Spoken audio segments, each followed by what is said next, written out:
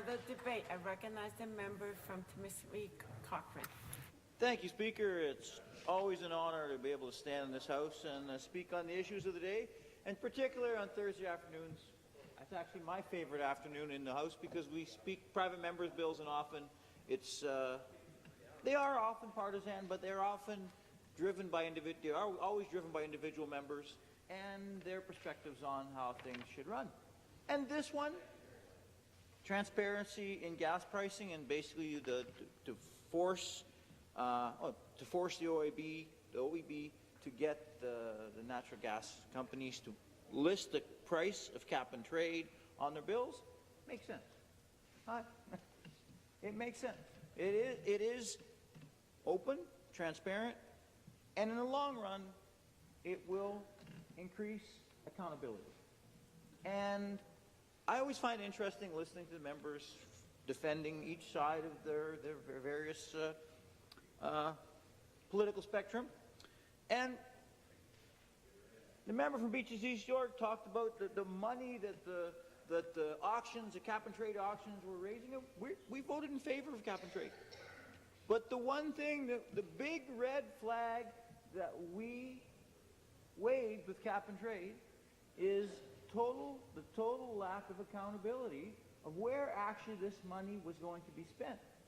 Because virtually anything, you can spend money on almost any program and say it's for cap and trade, but you don't know exactly how efficient that spend will be, or how efficient that spend will be to eliminating carbon. They subsidize electric cars. Is that a bad thing? No. But do we for sure know that the subsidization of electric cars is the best way to remove carbon out of the atmosphere? We don't. Because the government has been very reluctant to actually put a calculation in place that if we spend $1 million, we should be able to take this much carbon out of the atmosphere.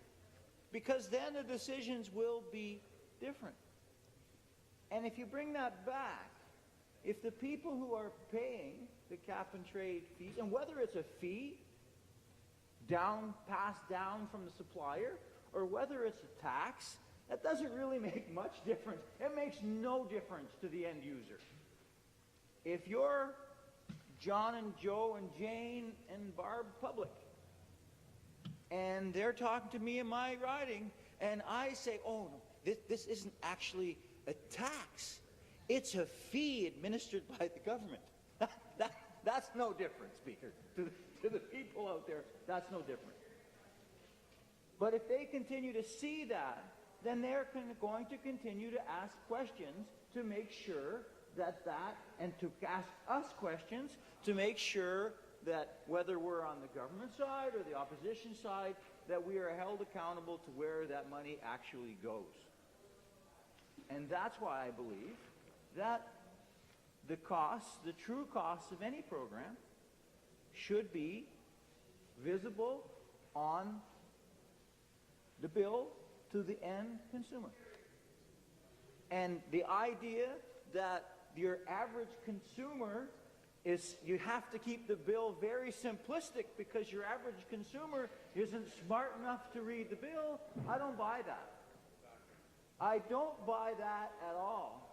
And the other argument that I don't buy is that, well, we don't have to list it. We shouldn't force them to list it because, it doesn't cost that much.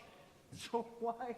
I remember, and I believe it was a former Minister of Energy when we were talking about how much the gas plant scandal was going to cost. Oh, it's just a cup of coffee.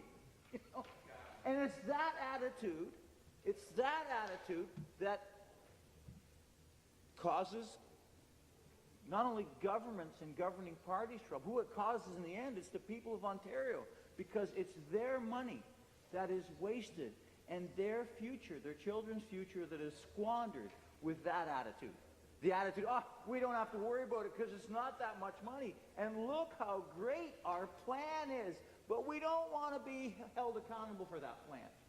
And a very good example of how this government likes to talk about the plan and their plans, but how they dislike, actually disdain accountability, is their plan to sell off Hydro One. And you can agree or disagree. We totally disagree with this idea of selling off Hydro One. But this accountability-driven government, the first thing they did when they initiated that plan was take away the powers of the Auditor General and the Financial Accountability Office over Hydro One. That's the first thing they did. And those are nonpartisan accountability officers. Let's call them accountability officers. So the first thing you're going to do on a plan is take away accountability. And when I hear a member from the opposite side say, it's just a little bit of money. It's just a little bit of money. We shouldn't list that. That waves a big danger sign to me and to us.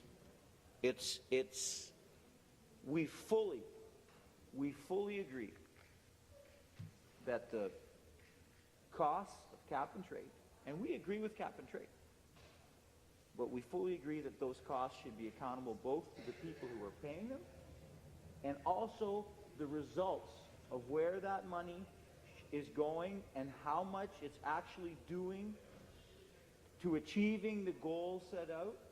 That should also be accountable. And the government is unwilling to be accountable on the consumer end and unwilling to be accountable on the program delivery end.